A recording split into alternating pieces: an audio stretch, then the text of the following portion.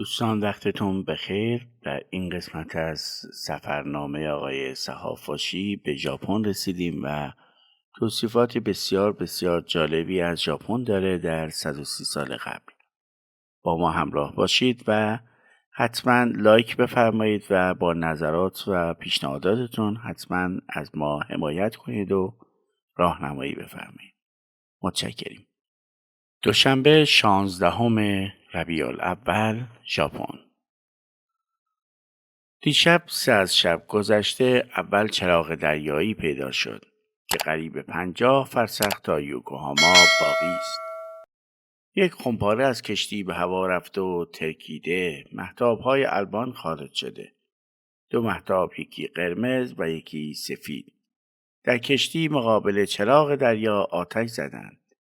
بعد از تحقیق معلوم شد این علامت برای آن است که مستحفظین چراغ فوراً تلگراف کنند به لندن که فلان کشتی به سلامت رسید. از لندن به تمام دنیا به فاصله 6 ساعت در روزنامه ها چاپ شده. تمام دنیا و مردم می دانند که این کشتی به سلامت رسید تا فلان سامان که از خطر جسته است. اشخاصی که مسافر در این کشتی دارند یا شرکای کشتی و یا مردمانی که بار تجارتی حمل نمودند و غیره تماما مخبر شده آسوده خاطر می شوند. باری صبح به یوکوهاما رسیدیم. تمام کشتی های جنگی که در لنگرگاه ایستاده بودند، یکی برای ورود شاهزاده برادر پادشاه ژاپن که در همین کشتی بود سلام نظامی دادند. ژاپنی‌ها به طور کلی عصمت و عفت ندارند. من جمله زنی را دیدم که لخت از آب بیرون آمده، در حضور جمعی مردان آمده لباسش را پوشید. همچنین زنی را دیدم در به دکان دلاکی نشسته بود و مرد دلاک آرایشش می نمود. شرم و حیا ابدا نمی دانند چیست. سابقا خیلی اسباب هرزگی فروش می رفت. این اوقات از طرف پلیس منع شده است. چنانچه جماعت زنها تا این اواخر لخت می رقصیدند. حالا قدغن نمودند، لکن میگویند این رسومات در شهرهای غیر مأمور هنوز متداول است. ژاپنی‌ها چندان عقیده مذهبی ندارند. یک روز رفتم به تماشای مجسمه‌های بتی که متعدد هستند، از آهن ساختند که یک آدم از سوراخ بینی آنها میتواند عبور نماید. به قدر کوهی آهن را به هم وصل کردند و شکل صنمی ساختند که آنجا ستایشگاه است و این از 600 سال قبل ساخته شده است. این اوقات محل تماشای خارجه است. خود ژاپنی ها محض عبادت نمی روند و چندان معتقد نیستند. زنهای ژاپنی به قدر قنداق بچه پارچه و پنبه به کمرشان بستند که اسباب زینت آنهاست و شبیه است به 2 آجر نظامی که روی یکدیگر بگذارند. و اکثر عاداتشان مثل ایرانی است، از قبیل 2 زانو نشستن روی زمین و بیرون آوردن کفش از پای و داخل شدن. لباسشان شبیه است به عباهای ایرانی و زیر جامه‌های گشاد و اغلب کمریشند و سبیل را می تراشند. عموماً سیاه هستند. زنها ابداً عادت ندارند که قدم بلند بردارند. منتها قدمشان 3 گرده است. لباسشان نوعی است که اگر زن قدم بزرگ بردارد میانش پیدا می شود. و لحاظا از بچگی به کفش چوبی عادت کردند که بتوانند به سرعت بروند. و عموماً گوشتالود و کوتاه قد و کج‌چشم و سفید پوست و دست کوچک و سخت پستان و بیموی و عموماً خوراکشان برنج پخته و ماهی نمکسوز و سبزی آلات است که به ذریعه 2 چوب نازک میخورند. مثل انبر گرفته به دهانشان میبرند و اکثر سواریشان روی کالسکه دوچرخه است که آدمها به تندی اسب میگذرند. تقریبا تمام خاک دنیا را که گردش کردم در هیچ شهری نشنیدم که از دماغ احدی خون بیاید. اینجا شنیدم که 2 نفر را به درجه‌ای زخمی کردند که یکی از آنها مشرف به مرگ است و دیگری جان می سپارد که بی اندازه با کارد ضربت زدند. اگرچه مردم شرقی که به این اندازه درجه رسیدند خیلی اسباب تشکر است و حال آنکه باید ساعتی هزاران آدم کشته شود. مردان و زنانی که بیکاری و آبرومند هستند شب در کوچه ها گردش می کنند. زنها چیزی می خوانند و مردها نیلبک می زنند. هر کس یک قران دو قران اعانت می کند. گدا خیلی کم دیده شد. به ندرت و مخفی سوال می کنند. بچه ها از 4-5 سالگی مشغول کار و درس هستند. الا پیرمردان 60 ساله. چه زن و چه مرد با وجودی که خوراکشان خیلی سهل ارزانه است لحاظا بیکار نمی نشینند. ساز ایشان شبیه است به تار ایران، لیکن بد میزنند. مثل آن است که شخص 3 روزه مشق تار کرده است. خیلی آهسته ناخن میزنند و انگشت میگذارند. به توسط یکی از دوستان ژاپنی که دعوت کرده بود رفتم به یک خانه‌ای که میخواست بعض حرکات و رفتار مردمان ژاپن را نشان بدهد. اولا اتاق زمینش مفروش بود از حصیر بسیار نازک که زیر آن گویا علف یا پنبه گذاشتند که خیلی نرم است. بعد هر چند نفری که میآیند تشک کوچکی که نیم ذره مربع است و روی آن می نشینند. بعد از نیم ساعت سینی ها آوردند که در آن ماهی خام بود و 3 رقم و آبگوشت بدون رمقی که 2 تکه قارچ داشت. نعلبکی ها، کاسه ها روی زمین نظر یک گذاشتند. همگی یک نوع و یک اندازه. هر یک سینی و خوراکی که داشت مثل مال دیگران بود. 2 چوب مثل دسته قاشق قزوینی هم پای سینی بود که با آن 2 چوب خوراک را گرفته به دهان می بردند. شراب ژاپنی که از برنج می گیرند در کوزه چینی گرم نموده می آورند و هر یک می آشامند. زرد رنگ و کمی لب شیرین و بدمزه است. 2 کاسه بزرگ آب گذاشتند که هر یک که مشروب می خورند گیلاس را در آن آب غلطانده مجدداً می آشامند. 3 نفر زن جوان آمده دم درب اتاق 2 زانو به زمین گذاشته تعظیم کرده داخل شدند. چندین مرتبه تعظیم نمودند و آمده نشستند. لکن برای آنها تشک نبود. روی حصیر نشستند و مشغول تار شدند. تار ژاپنی کاسه‌اش مربع است و پرده بندی هم ندارد و استخوانی به دست گرفته شبیه پارو میزنند. مثل آن از شخص ناشی در ایران تار بزند و آوازشان خوب نیست. دلربایی ندارد. قدری زدند و خواندند. چون از همه بیشتر من نفرت داشتم محرک دیگران شدم. مصمم رفتن شدیم. شخص انگلیسی همراه بود. خیلی خوشش آمده بود از رنگ ژاپنی که پست‌ترین رنگ ایران محسوب نمی شود. اینقدر تعظیم و تکریم زمان بیرون آمدن گرچه شخص نفرت می کرد. گویا همان مجلس قریب 10 تومان برای مهماندار تمام شد و به قدر 2 پول به سمع بنده قیمت نداشت. 3-4 روز بود بارندگی بود و شب آخر باران شدید و باد تندی الی صبح وزیدن گرفت.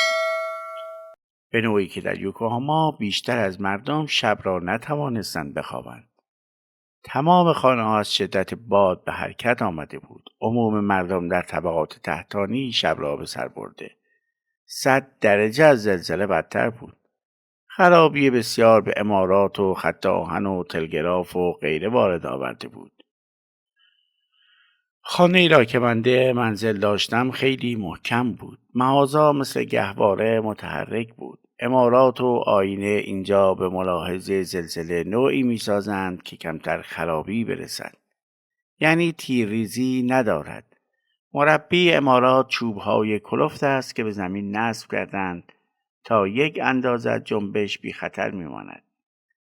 باری معروف است که کلاغ رفت راه رفتن کبک یاد بگیرد، راه رفتن خودش از یادش رفت. چون در آمریکا دیدم زن و مرد و بچه تماماً سوار کالسکه‌های دوچرخه می شوند، بنده هم به هوس افتاده یکی در یوکوهاما خریدم. روز اول که خواستم مشق کنم چنان بر زمین خوردم که تاکنون 10 روز است که لنگان لنگان راه می روم. بیچاره ما مردم احمق چنان ذهنی ما شده است که مرد ترجیح به زن دارد و همه زنهای دنیا را به چشم حقارت می نگریم. چنان تصور نمودم جایی که زنها سوار کالسکه دوچرخه بشوند من به طریق اولی میتوانم شد و حالان که عمل و علم و هنر برای مردم تنپرور و تنبل خلق نشده است. آن مردم جنس دیگر هستند که بچه 2 ساله را یک دست پدر و یک دست مادر گرفته در کوچه به حال طبیعی خود می روند که گاهی قدم‌های بچه که با کمال سرعت است همراهی نمی کند. بچه را می جهانند و قس الهازا تا وقتی که به عرصه برسد مواظبند. پس روی یک دوچرخه می توانند راند. دوستی ماها نسبت به اولاد اول زن دادن است و بعد اسباب تعیش فراهم آوردن است. پس این مردم سوار پالکی هم نمی توانند بشوند. کوبی که یکی از شهرهای ژاپن است، اکسپوزیسیونی ساختند که اقسام ماهی ها را نشان می دهد. متجاوز از 1000 قسم ماهی و همچنین اقسام تورها و دامها را نمودند. برای گرفتن ماهی مردم آنجا رفته یاد میگیرند و به صید ماهی میروند. همچنین جای دیگر ساختند که جلوی آن شیشه نصب کردند. داخل آن به حالت طبیعی دریا که از پشت شیشه ته دریا را نموده است که 100 نوع نباتات و حیوانات مختلف که در آب زندگی می کنند به عین دیده می شود که در آب دریایی که در اینجا تعبیه کردند آنچه را در ته دریا دیدند زنده صید نمودی و در این آب از پشت شیشه نمایان است که این آب به واسطه چرخ بخار شب و روز خارج و داخل می شود و این حیوانات به همان حالتی که در ته دریا زندگی داشتند در اینجا نیز زندگی می کنند. بعضی ها در سوراخ سنگ ها خفتند و برخی شناور می مانند. تمام این مخارج اسباب ها از برای دیدن مردم و ازدیاد هوش است. در میان مردم ژاپن موهومات بسیار است.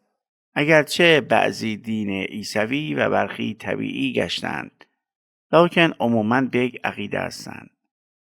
اولا در هر خانه و دکان یک دستگاه معبد ساختند که صبح و عصر جلوی آن معبد سر و پا نشسته نگاه می کنند و دست بر هم می زنند. و آن معبد شبیه است به دولابچه. قنادیل در آن آویزان کردند و شبها چراغ روشن می کنند و خوراکی جلوی آن می گذارند برای هر حیوان و جانداری که آمده است بخورد. و همچنین در اکثر خانه‌ها که تقدس دارند روزی 3 نوبت یعنی صبح و ظهر و عصر مشغول ذکر می شوند. وان ذکر عبارت است از ورود یک نفر ملا یا آخوند یا پیشوا در آن خانه. هر یک از زن و مرد 2 چوب یک چارک قد به دست گرفته به یک دیگر میزنند به سرعت تمام و ملا چیزی میخواند و دوره میچرخد الی 1 یا 2 ساعت. عابرین کوچه از زن و مرد که این صدا بشنوند و بخواهند داخل خانه شده و به طریق آنها مشغول میشوند و هر یک چیزی به طور نذر به ملا میدهند و ملا آب دعا به مریضها میخوراند که شفا بیابند. اگرچه در این زمان پلیس منع میکند، لکن محرمانه مردمان مریض به عوض رفتن نزد طبیب بیشان رجوع کرده دعا گرفته میخورند. اکثر این مردم با کمال صرفه زندگی میکنند و پس از جمع آوری وجه نقدی بدین راه ها به مصرف میرسانند. حجاب بدن در میان نیست. مرد و زن غالبا در یک فضا لغ شده بدن میشویند. میگویند در شهرهای بزرگ اینک از طرف پلیس این فقره منع است. لیکن خودم دیدم زنها لغ در حمام با مردی نشسته بودند. سوال کردم. گفتند اینها در جوار یکدیگر میمانند. مثل پدر با دختر و داماد و برادر و قوم خویشان زن و مرد همگی لغ شده بدون پرده حجاب داخل حمام میشوند. زن جوانی را دیدم در معبر سر چایی نشسته بدن میشست. هنوز چندان قباحت را ملتفت نشدند، اگرچه لباسشان طوری است که 2 پستانشان پیداست. عموماً بدون استثناء سربرهنه هستند. لکن مردمان چشم نمی پرانند و ابداً اعتنایی ندارند. در این زمان حمام زن و مرد فقط یوکوهاما و کوبی جدا کردند. عبارت از یک محوطه‌ای است که میانش پنجره مشبک است. مردها یک طرف، زنها طرف دیگر این پنجره بدن میشویند. همدیگر را میبینند و هم حرف میتوانند بزنند. نهایت دستهایشان به یکدیگر نمیرسد باری.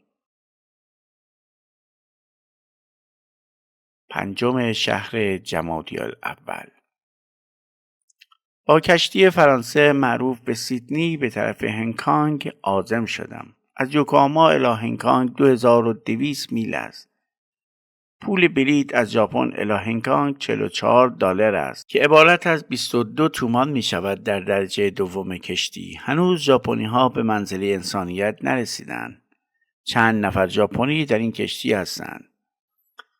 در سر میز وقت غذا خوردن صدا بیرون میآورند، از قبیل هورد کشیدن و ملچ ملچ نمودن و غیره. اسباب تعجب فرنگی هاست. خیلی بلند حرف میزنند و میخندند. 2 سال قبل که من در شنگانی عبور نمودم ابداً استحکاماتی دیده نمیشد. این سفر قلعه بسیار محکمی در کنار رودخانه ساختند. معلوم می شود پس از جنگ با ژاپنی ها اهالی و سرکردگان چینی به غیرت آمده در ترقی و حفاظت خودشان سعی می کنند. چنانچه شنیدم چند نفر سرکرده از جرمنی طلبیدند برای تربیت افواج و فرمایش کشتی‌های جنگی را دادند. شنگایی مملکت بسیار بزرگی است که هر قطعه‌اش علاقه یک دولت است. مثلا فرانسه ها به یک اندازه صاحب خاکند و همچنین انگلیس و سایر دول.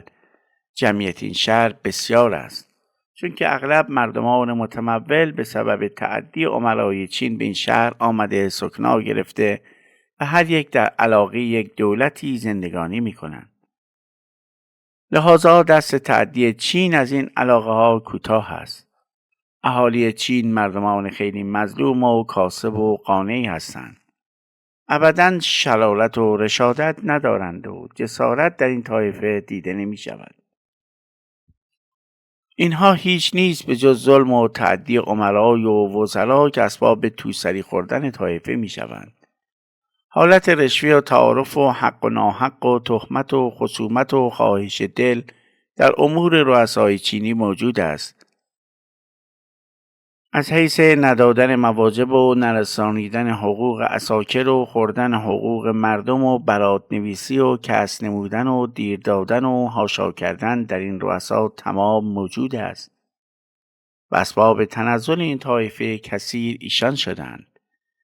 استنطاق و تحقیق و مروت منسوخ است. اگرچه تعدی ژاپنی ها در فارموزا به چینی ها به نوعی شنیده شد که از هیچ سباعی در این عصر به ظهور نمی رسد. لکن این حرکات از سرباز و سلطان و یاور بوده است. چنانچه عدالتخانه ژاپنی صحه به این همه ظلم نمی گذارد و بیخبرند از این حرکات وحشیانه. ولی در چین امور نوکرباب از تعدی و رشوه و گردن کلفتی می گذرد. بنده حالت چینی ها را درست مشاهده کردم. خیلی مظلوم شناختم و رقت دست داد. به خصوص از شنیدن احوالات حکومتی خود چینی ها و ظلم لشکر ژاپنی پس از تسخیر جزیره فارموزا. لعنت الله علی القوم الظالمین. هنگکانگ شهر کوچکی از خطه چین و متعلق به انگلیسی هاست که بر حسب خواهش و دوستی از دولت چین گرفتند. این شهر روی کوه واقع است. به نوعی قشنگ و خوشگل ساختند که عروس اکثر شهرها میتواند محسوب شود. آنچه متاع از هر کجا داخل شود گمرک ندارد. به همین ملاحظه اکثر تجار در اینجا آمده مشغول تجارت هستند و این مسئله اسباب آبادی مملکت است. مهمانخانه بزرگی در رأس کوه ساختند و خط آهن کشیده.